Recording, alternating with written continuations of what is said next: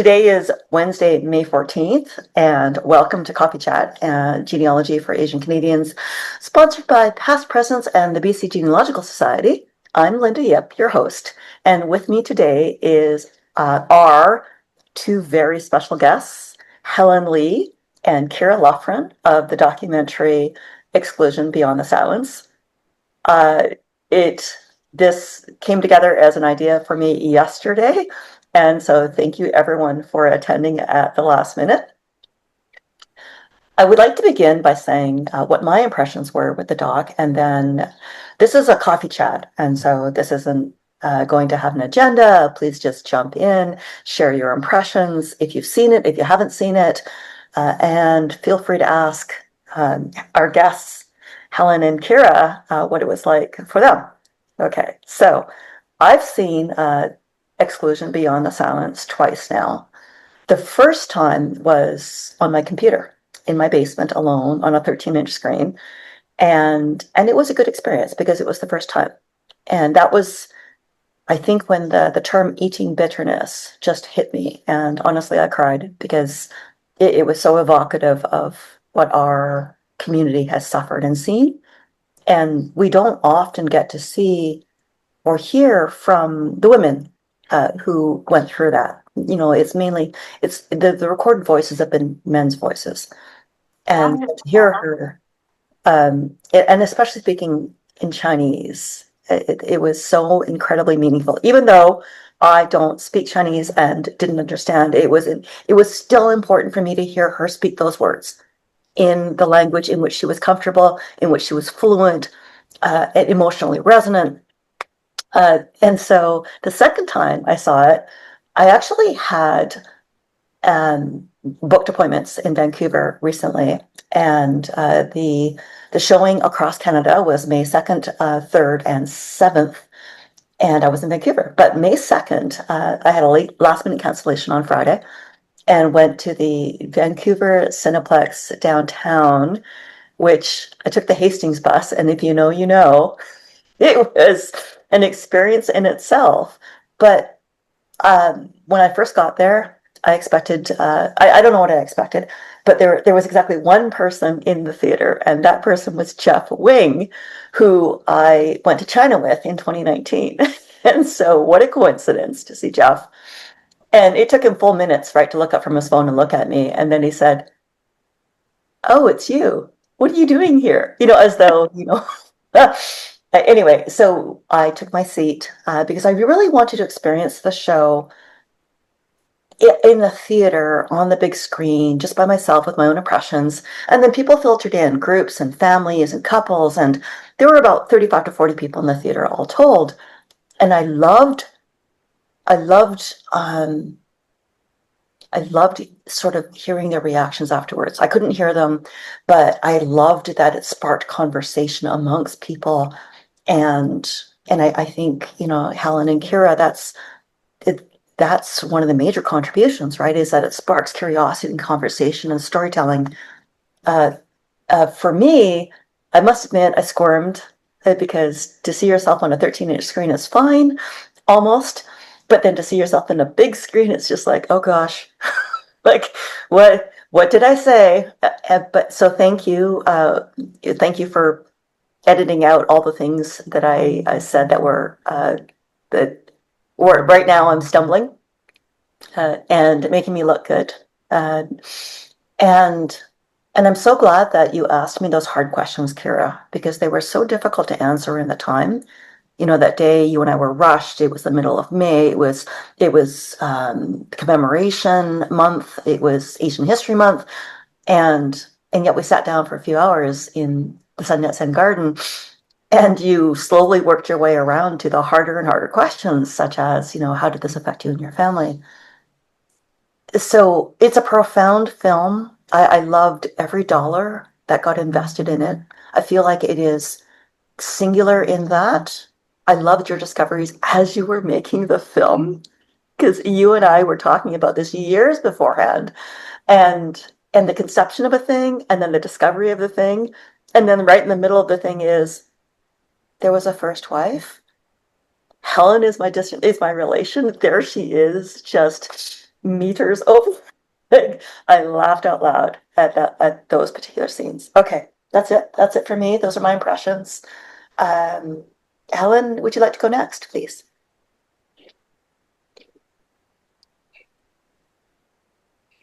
Yeah, it's really something to see your face really that big on the screen, right? So I think Keira did do a good job of editing as well. Thank you for that. Um, what was so memorable for me is just being able to see my grandmother like on the video and hearing her voice and seeing my dad too, because he passed away shortly after we did the shoot in my house. So to have that footage is so precious to me, and it just also hits home in terms of how urgent it is for us to gather those stories and to investigate our family history and to make those connections, because like Kira and I discovered, we've got so many connections that's so crazy we couldn't even go through it on the film, because if it did, the film would have been scattered all over or 3 hours long, right? So but yeah, so that was those things are so important to me. And then hearing the community response to it, hearing the young people, and also the our elders respond to it, it was like, wow, I'd never intended it to be that big, or yeah, like we knew it was important, but when we saw the personal impact after people viewing it and after people were talking about it as they lingered after the screening, that was just, oh, that just blew my mind away. I was really, really taken back by it. Even days later, you people email me, text me, usually, but they're phoning, like, because they want to talk to you, like, and like, phone is old school kind of thing, right? And to make that effort to phone also kind of took me back in terms of how what it meant to them. Thank you, Helen. Kira, would you like to jump in? Sure. First, just thanks for organizing this, Linda, and thanks to everyone who's jumping on. I haven't been able to make these sessions prior to this because I've been teaching at York, and it would always conflict with my work responsibilities. But to be honest, like the it's so wild as in sharing the film, that in the feedback from it, it's like you're saying, Linda, if I go back to like, why am I an artist? Why have I pursued this? And I look really in more detail into how I'm moving in the world, in that way. It's for this kind of for art to have this kind of impact. It's to make something not that gets the screening across Canada, but gets the screening across Canada so that we can go and connect with each other and not feel so alone, to see ourselves in films and be inspired or encouraged to look into our own stories, not so that we can make a film and do the same thing, but so that you can do whatever you do and you have a wider network of people that you can do it with, and then that wider network just gets strengthened over time. So that's been, I think, the thing that I've found, the most like humbling and rewarding, and it brings me back to like where it started from, which was, and I was talking to Brad the other day. Brad and Linda and I met Linda on a Zoom meeting like this in the middle of the pandemic, looking into the value of oral story, like oral history collection, that Professor Henry Yu had organized, and that was before we started to think about a film. It was before I knew about Fun He Lam. But that action of looking to my peers, my Chinese peers, at a time of, when the discrimination was really getting to me, and finding commonality, and community among peers that were looking into the same period of history and looking through the same methodologies, some of the same mediums to uncover our stories. I don't think I realized sort of how stayed at the core for me of making the film. So like when we got the funding, when I was figuring out the story outline, I knew I wanted to interview you, Linda, because you were so key within my research of the period and when we started to go into the exclusion period and when I could understand the exclusion period in context through Funhe's life. It was your information that made me understand it the other side, in terms of like that bigger picture. So I knew you had to be in there. And you introduced me to Catherine. But even just like talking to you over that period when I'm like stuck in my house in Stratford, not being able to talk to anybody, that action is such a contemporary way of the community like to me that's like the core of community activism as my grandmother practiced it, as Helen's grandmother practiced it, as Helen practices it, as you practice it, and I think like that's kind of the thing that I was most excited by, and that's what I hear in people responding to the film in the way that they are, is like, yeah, this is how we want to be in the world. We want to go out, whether it's around this aspect of our family story, or it's another aspect of our collective history, or whether it's maybe not about Chinese stuff at all, but we can talk about anything if we recognize and can work from that place from a more grounded and connected manner. Like I understand that way of relating to the world now as a reflection of the actions of my ancestors, and that's part of what allowed them to survive. So I have kind of like my artistic self and goals, which is an important part of my life.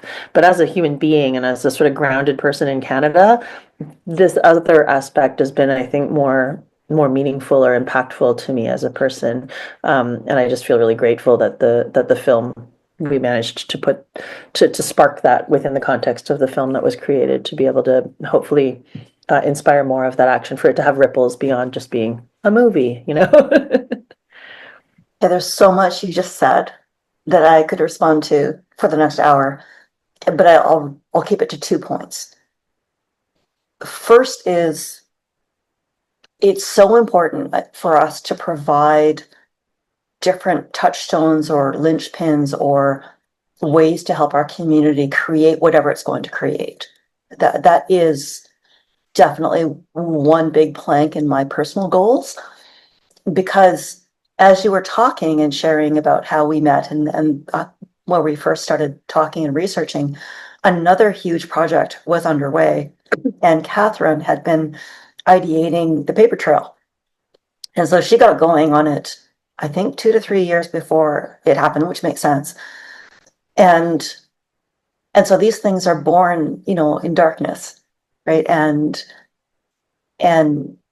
what I loved about the film specifically, because the second point is racism, and I loved how gently and accessibly you provided touch points about racism, because that's such a hard topic for our community to even discuss. The words are too heavy, the concepts are too much, it's triggering and re-traumatizing. And COVID, honestly, I kind of hoped I would live in a timeline where I never needed to see this again. Like when anti-Asian racism reared its head in 2019, late 2019, early 2020, and we kind of all saw it coming. And then, various incidents stuck out, which horrified me personally. And, and they had nothing to do with me. They were members of the community. So when you deliberately sought out people across the country and featured them to speak about racism, Dr. Henry Yu also lectures quite forcefully on anti-Asian racism and that. And so, yeah, well done, for handling that topic gracefully. And also, I just want to put a plug out to Christopher C. You're meeting him, you're filming him. I just bought his book, actually, A Song for the Paper Children. And I look forward to reading it, but a book cannot compete with his delivery. It makes me cry every time I hear him. Okay, so at this point, I would like to open it up to anyone who would like to talk about their impressions of the documentary. Have you seen it? What did you think?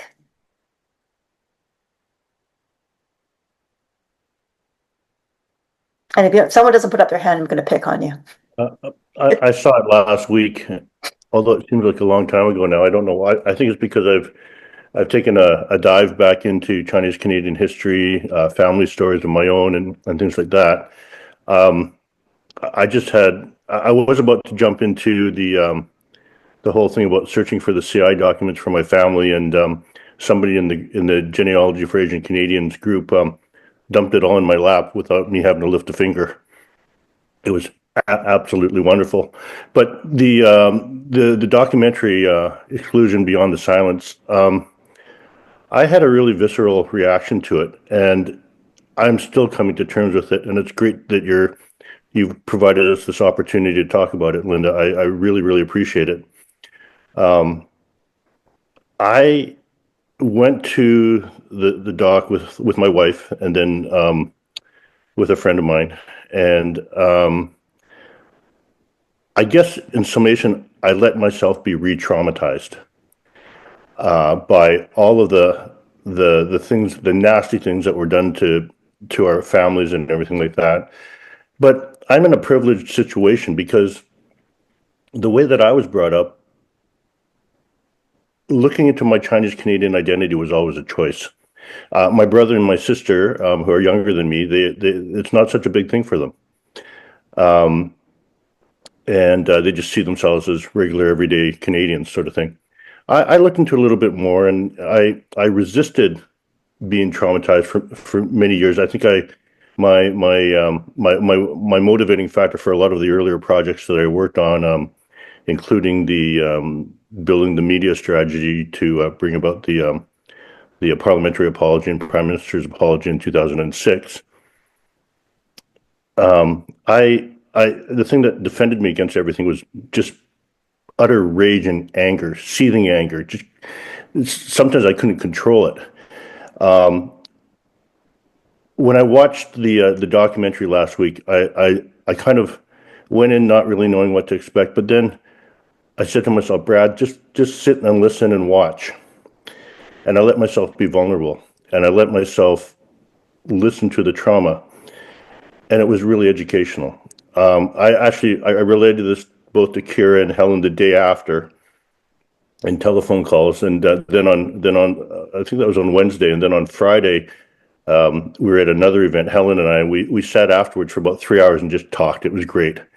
But I was traumatized at first, and I actually had to shut my eyes because it was like I I could only handle either hearing it or watching it, but not both together. So I closed my eyes, which is why I have to go and see it again on May the 29th when it's shown at University of Toronto again. Um, and so I missed a bunch in between, and I could tell, like, because like I co-produced Operation Oblivion about the Force 136 war vets back in 2014. But from that experience of going through producing my very first documentary about a very interesting subject matter, I realized that the narrative that Keira and had built with Helen, that every single sentence, like the editing was superb. Like there was so much information packed into everything, and you could speak one line and we'd have a discussion for several hours, right? I shut my eyes and I didn't actually. I opened them intermittently, but I missed a ton of it. I was just hearing mostly the audio. But then I did open my eyes again after there was that kind of interlude where Keira meets Helen, and then suddenly it takes on the tone of redemption and also a celebration of sort of the resilience and respect for our forebears and elders and what they'd gone through. And so I did catch the rest of it, but like it left me absolutely stunned. Like when I got home at night on Wednesday after watching it, or I had to consciously block it out of my mind so that I could actually fall asleep. It had that much of an effect on me. I was just floored, and I'm thankful um, for having that experience again because like in social justice and activism work, you can go very far on anger and things like that. But if you open your mind and your thoughts and your soul to the kindness that is shown within the community and from without as well, then you get ever so much more out of the knowledge and the experience. So that's how it hit me. Thank you. That is very powerful. The truth is, this work is traumatizing and triggering. I know when I first started, I knew nothing. And that what I knew was that my family couldn't talk about it. And now I understand that on such a different level, where I understand that my family not only hadn't processed it, really, they'd used the tools that they had, and the tools were to bury it, not to talk about it. But I also am very privileged in that I'm educated. I have the tools to understand information and process it. I have a network of people I can ask questions of, and I have therapy. And so I have the language of understanding traumatic things. And doing this work, I firmly believe that I'll probably be speaking with a therapist for the rest of my life, because there are things, as you uncover them, they hit you viscerally. To me, they hit me in my heart or my gut. I feel heavy, sad. I go through all the stages of grief, denial, anger, la la la la, acceptance. And yet, this is what our community went through. So 100% can feel why you closed your eyes, because I definitely want to close my eyes sometimes. I sometimes do, but I come back to it. And I think as storytellers, our gift of storytelling, whether it's visual, Bradley and Keira, and or it's words, or it's written, or however it is, the truth of our community experience will only be available to a tiny percentage of people through journals, through academic articles, through research and study. And a huge proportion of people will be reached by story, and especially personal story. You can take a personal take to it. So for me, this has been a journey of, like, I sort of think, racism is the reason why we have individual common stories. Like, we have individual unique stories, yet there's a common theme, there's a common thread. Even in the title, and Helen, I'm going to throw this to you. Even in the title, exclusion, but then we talk about beyond the silence. Like, what does that title reference for you?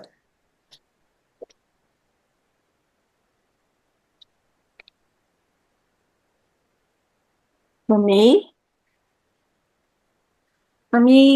it's like I understand the silence of my parents and my grandfather. Like, I didn't even know that my grandfather had relatives, right? Like, I absolutely did not know that he had living relatives at all. Like, he never talked about them, never mentioned them. And as a kid, I thought, well, that's kind of weird that, we know kind of my grandmother's family, but nothing like the Chu side, and she brought her baby brother over, but nothing about the Lum side, right? And I thought they all died. I honestly thought they were all gone. So to find them is craziness, right? And then the confusion in the language is even more crazy, because, I'm asking, do we have relatives? What would their names be? And then, my mom, who, I'm not sure I could rely on 100%, said, they're this name. And then the film came back and said, no, they're this name. And so we're arguing about the names. but it turned out it was the Mandarin and the Cantonese name, right? So that's another kind of complexity, right? The change in language in China too, right? So yeah, so I was like totally floored. And so Beyond the Silence in mine is really like a call to what the descendants will do. You know, what I will do with what I know, what other people will do with whatever they discover. And in any ways, in the ways that they find is meaningful to them, right? Like for me, I'm hardcore lobbyist, kind of activist. I'm like right out there on the streets. Like somebody had said to me, why are you getting Stephen to adjust the cane, right? I'm like, because when I lobby for healthcare, I'm going to raise that cane up, that metal cane. I did need it for walking. And at that one particular rally, I found that it was very, very, very powerful to raise my cane and say, public health care for all, right? Kind of thing, right? So that's me, but that's not everybody. And the combination between Keira and I think, was really magical in providing that balance for a very difficult topic and how to go forward with that. And so I think that was kind of cool working with Keira, because then I learned like the balancing, right? The yin and the yang, like all of that. And so so I'm really excited about that now. And Christopher's poem too. Wow. Can I jump in? There's like a bunch of things to that that I could. Okay, so where do I start?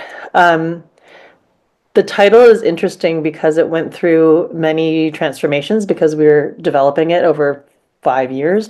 In the beginning, it was Exclusion.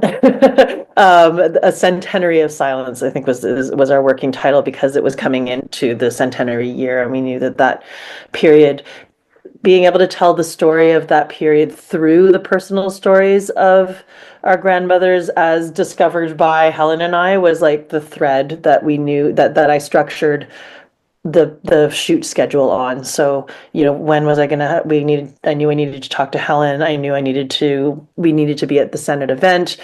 And then working the expertise in, came along within that. But then once we shot it all, and then it was in post-production, and it was my first time making a film. So the editing was a huge job. I went through 2 different editors because I was a bit of a control freak, but I needed to be a control freak, and all of that.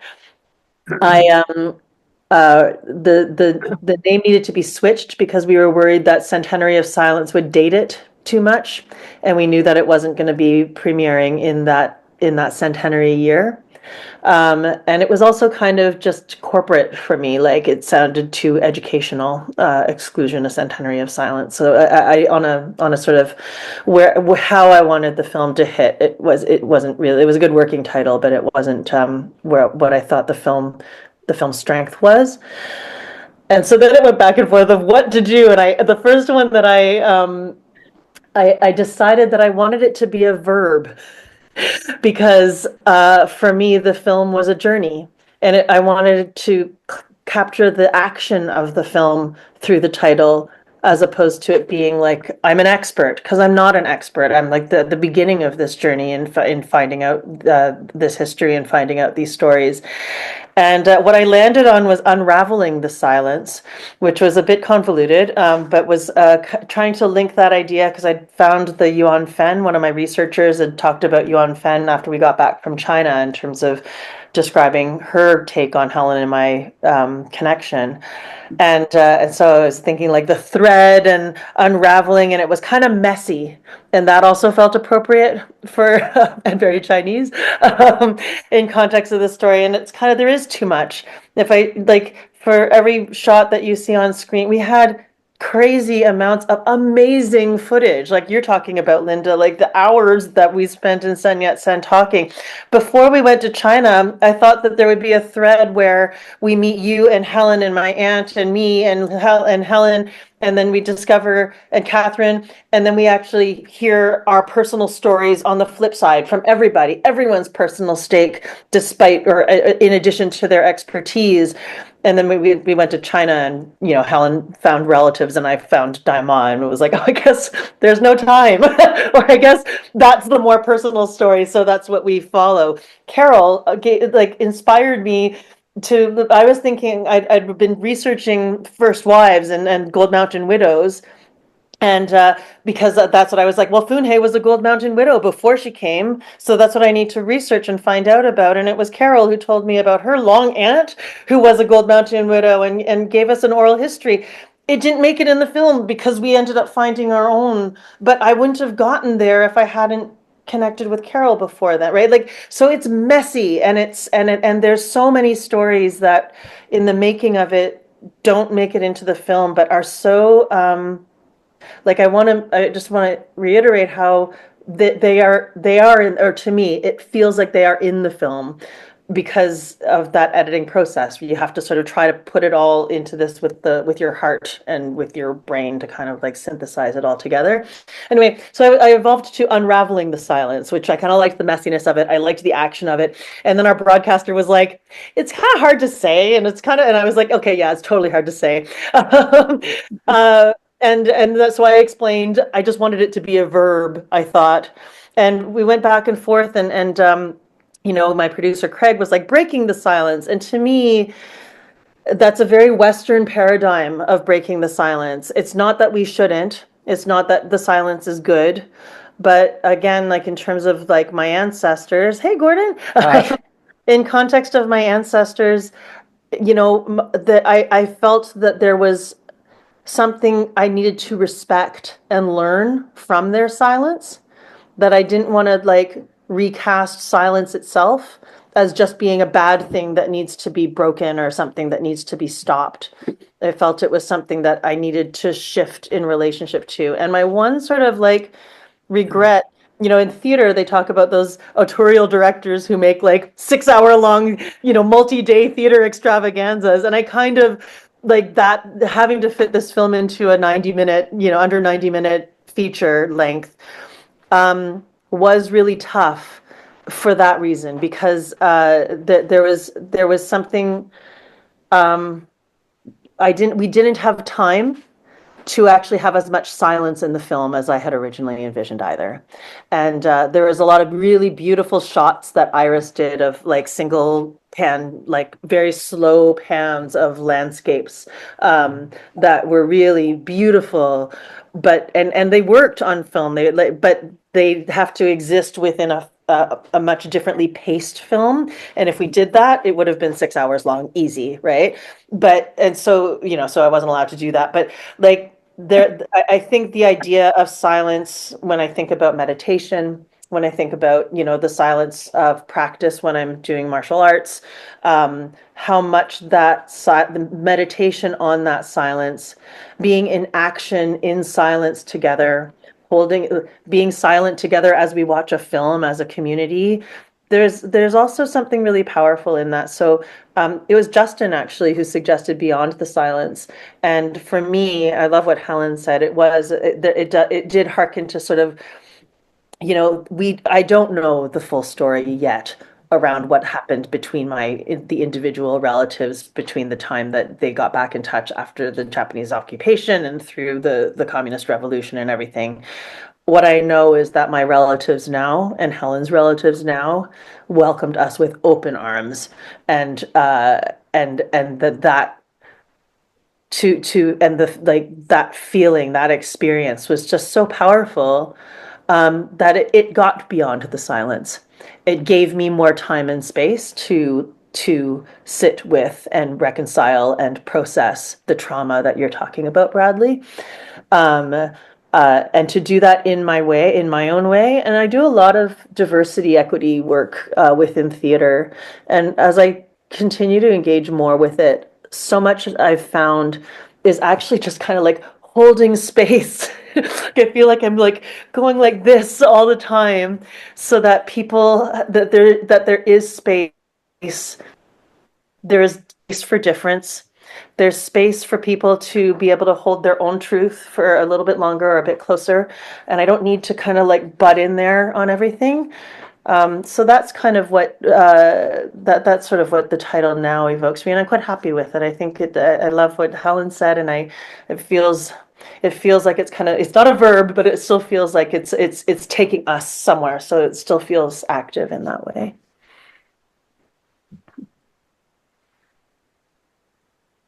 For those of you who may have just joined us, this is Linda Yep. We are talking about Exclusion Beyond the Silence with two of its stars, Helen and Keira. We invite you to share, if you've seen the documentary, what you thought of it. And otherwise, I'll keep going.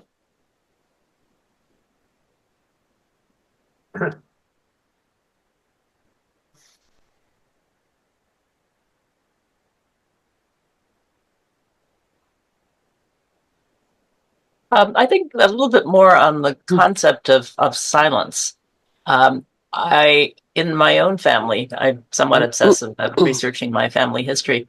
There were people who were silent, and there were people who weren't. And the silent one, quintessentially, my grandmother. She was a survivor. She lived to some undetermined age, older than 90. Possibly 96, but you don't know. We had no idea exactly when she was born.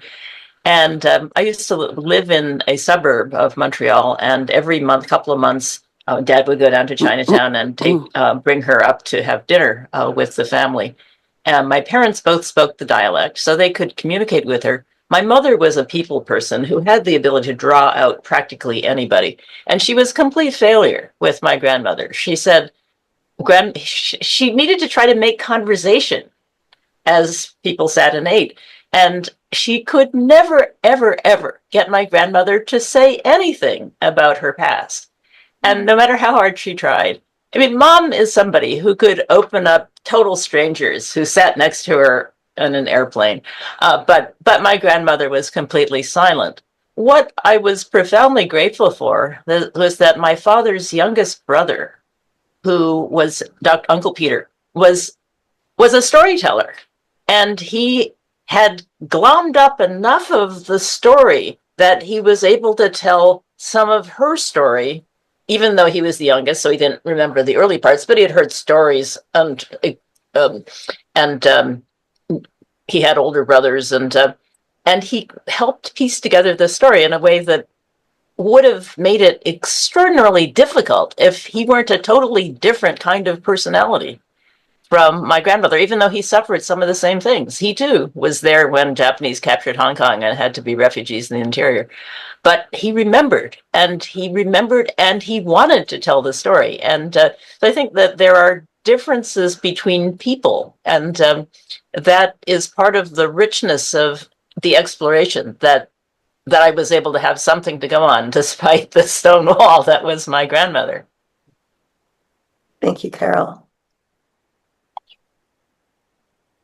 Jean? Can I just say a few words? Yeah, I know. Absolutely. I found it was absolutely touching. And there were some key moments. I know we've been talking about how heavy it all is, how the sadness, the sorrow. But what I found were there were a couple of moments when it helped lighten it up. And that was when Keira, when you found out that your grandfather had, a first wife. And it was like at that moment while they were filming, the look on your face was, Gung Gung had a daima? It was just like in shock.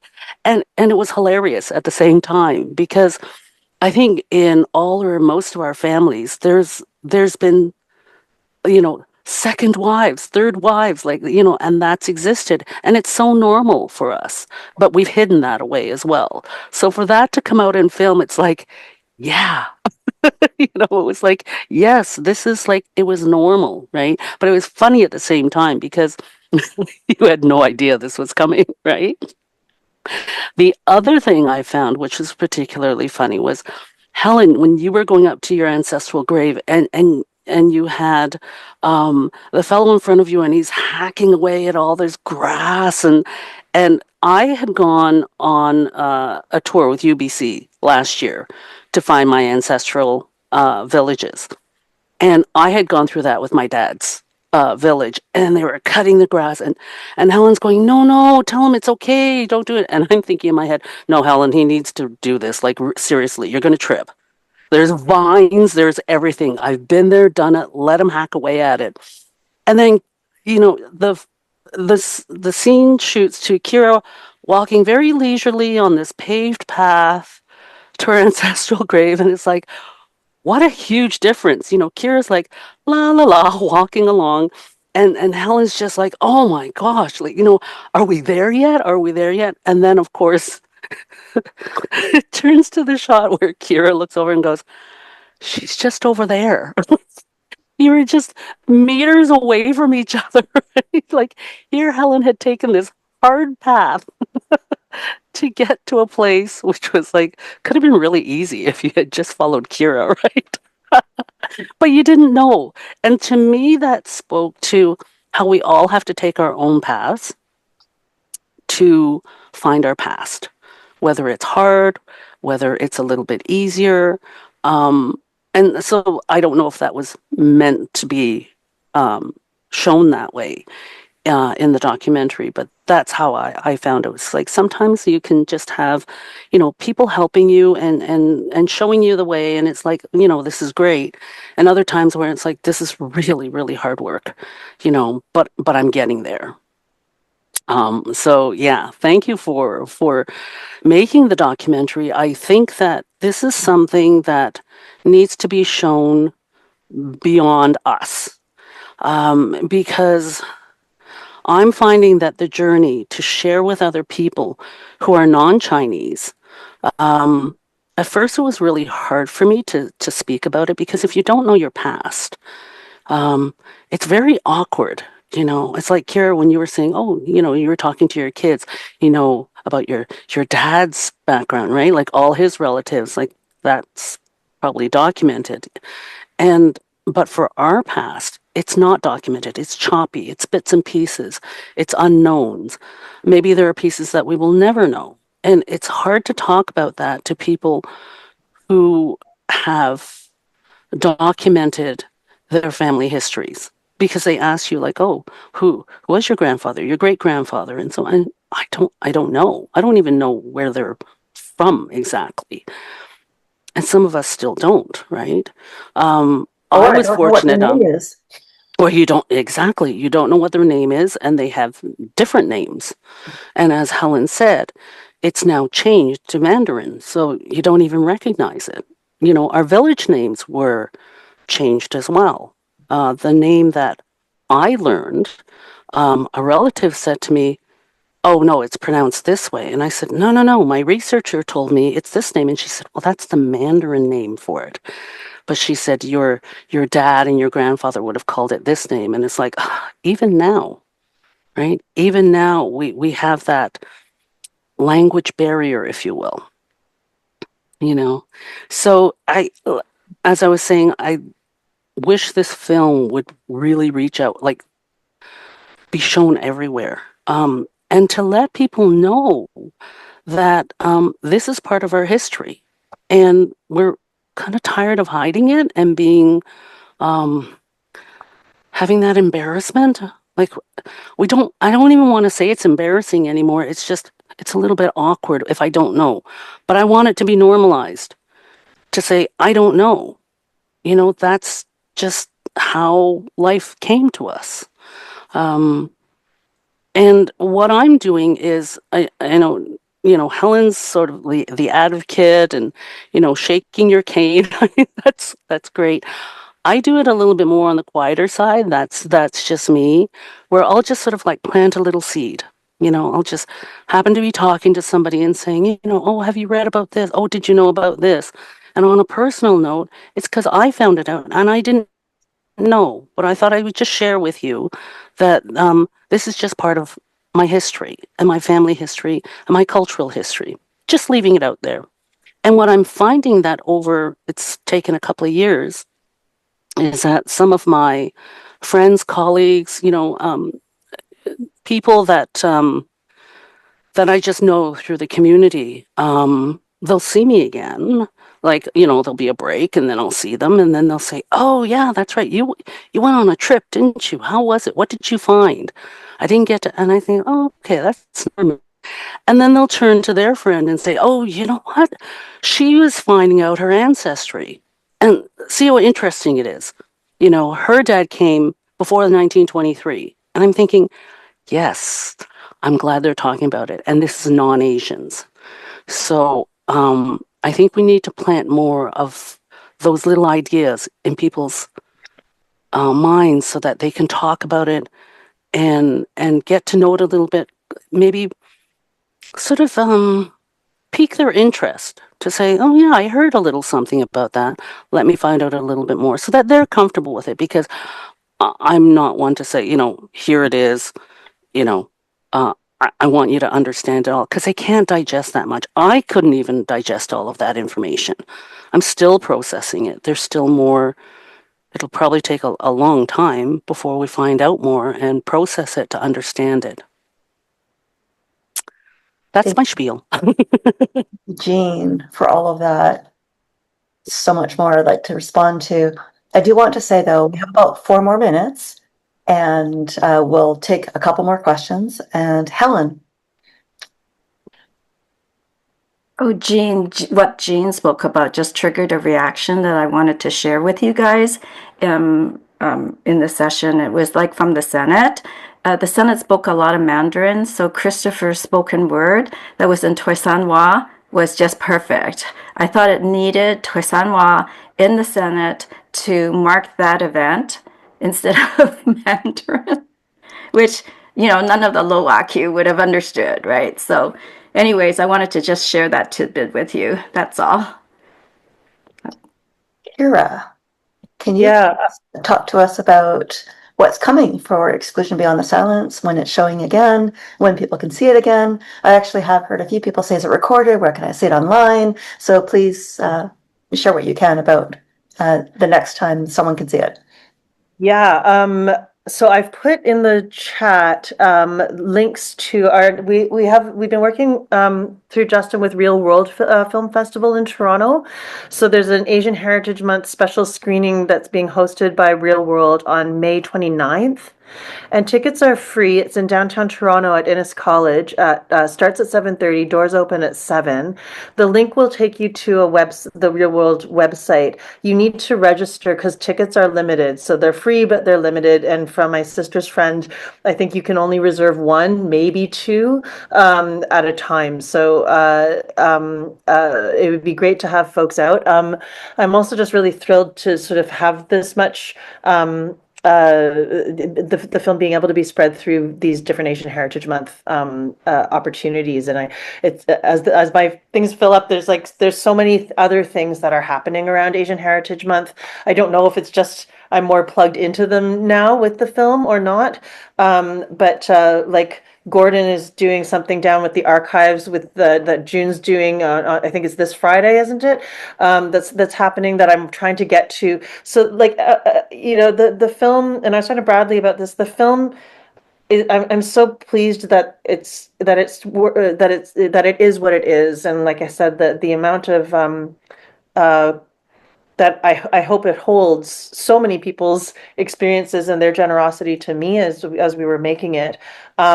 But it really is reflective of the work of a huge community of people that are now in Asian Heritage Month having the opportunity, particularly this. So look for other stuff and go to things and get the breadth of it, because it's actually in going to seeing each other's work, understanding it helps to tell that story. It helps to see the story. Like you're talking, Jean, about not putting it in your brain. Like it took me the 5 years of developing the film to really, and then going to China before I really understood that these villages were manned, womaned by women who didn't grow up there dominantly, right? You have all these wives marrying into a village to carry on this line, and all the men are gone. Like that's crazy. And even like Funhe's life, so growing up in this village, and that disconnect that Helen found with her cousin, her living relatives there, was just cut off because like these women who didn't grow up together moved to their husband's village where they only know their in-laws, and then have to raise children without a husband that they barely know anyway because he has to work. Like the reality of that, the picture of that story is a lot to process. And we are so lucky that we have, like, I had Linda to help me bring those stories in. I had Helen to be able to, I understood those stories better. I could get a clearer and bigger picture of it because they were generous enough to interpret their own expertise, like Helen's relationship with her grandmother, that she cultivated outside of her siblings and all like being herself. She got those stories. My Aunt Arlene was the family knowledge keeper in our family, but she was lucky, like I was lucky enough that she had written them down so I could read them. So and I'd read some of her books before here or there, but I had to go back and read them again because the story wasn't clear for me yet, right? So please go and see all other things, and I hope we find strength in our collective efforts, and also different doorways through which we can understand our stories more clearly, because everyone will understand them differently. We also have been really lucky. We've had broadcast support for this project from its inception, so it is going to be streamable. Is that the right word? Through TELUS. I think starting in June, but I'm not positive, but I'll disseminate it through the Facebook chains and such so that people can see it on TELUS. They've been an amazing broadcast partner. So if you don't get their platform now, I would encourage you to try it out, to see the film, share the film as much as you're comfortable with other people within your community or beyond. And then it's also going to be playing for those of you, if you're on the West Coast in British Columbia, on Knowledge Network on their platform. And Helen, when is that? That one's starting like at the end of this month, I think, May 20th. Maybe type it in the chat. So there is opportunities to see it like Linda did in your own home, on your own screen, and to share it more broadly. But our hopes for it, like I said, I'd really love to get it down into the States, whether it's through associations or across broader networks. And the other sort of target we really have is schools, and so that's what we're chasing, is to try to get it into our school boards. And we're starting locally with the ones that we have connections with, and if we have some success there, then that would probably be a pretty quick rolling ball to be able to extend that to other districts across the country. So if you have connections that way, keep in touch, because I think a lot of this grassroots kind of dissemination is going to be my work and Helen's work, just because she's amazing, as much as she wants to take it on, but really my work within the community. So I will pick it up and push it as best as I can. But I do feel that they happen when you have an ally who works in those different arenas, and who, like you said, Jean, want this story to be shared more broadly as Canadian history, so that we don't have to hide our history, and we have the hope that we could say, my grandfather came before the Chinese Exclusion Act, and the general public will understand what that means, and they won't look at us and assume that our parents were here to build the railroad, or that we were, all illegal paper sand. Like, there's just so many stories, and I really, the other, like, the community response means one thing. The other thing that means a lot is a lot of my friends who aren't Chinese, who've seen the film, and they're like, I had no idea, and they've been really moved. They've gone back and seen it twice just for their immigrants, non-immigrants, and a lot of them are really ashamed that they don't know this. They don't know the history, but not in a kind of white guilt kind of way, just kind of in a like, oh my God, I didn't realize. And they didn't realize it in context. I had a really lovely message from a friend who was like, I also didn't realize what you were going through in COVID and with the anti-Chinese racism. Like, I got it, but I didn't get it. There's one friend, she was like, despite being in the parenting trenches, and it almost made me cry, because I was like, right, we don't we don't always, we're not always as observant as we can be about what our friends and neighbors are going through, and it's not from lack of or ill will or anything like that. So yeah, so that's the immediate plans for distribution on the film, and I've talked too long already. No, Thank you so much, Linda. that was very, very good. You remind me of that scene where you asked your daughter, "Are you proud to be Chinese?"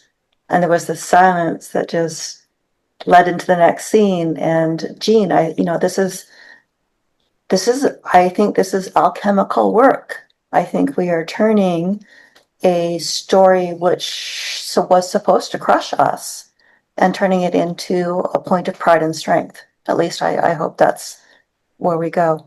Helen, I would like to give you the last word before we go. Oh my goodness. I just want to thank everyone and I'm just so happy to be just part of the bigger picture in terms of our community and really hopeful about what we're going to be doing in the future because I think this film is really going to activate, reactivate, and inspire. And as a community, we're going to be bigger and we're going to be bolder and we're going to just, spring forth in a whole different way, like all sorts of different ways that people haven't seen before, and I'm really excited about that. Thank you, everyone, for coming. Helen, our advocate, I'll be relying on you now for advocacy advice. Thank you, Keira, for making this film and for all of our many conversations. Thank you to every one of you who could come today. I am recording. I will edit and hope to post quite soon because to get the word out, I'll pop it out on social media. And so if you wanted to see this, any part of this again, you can.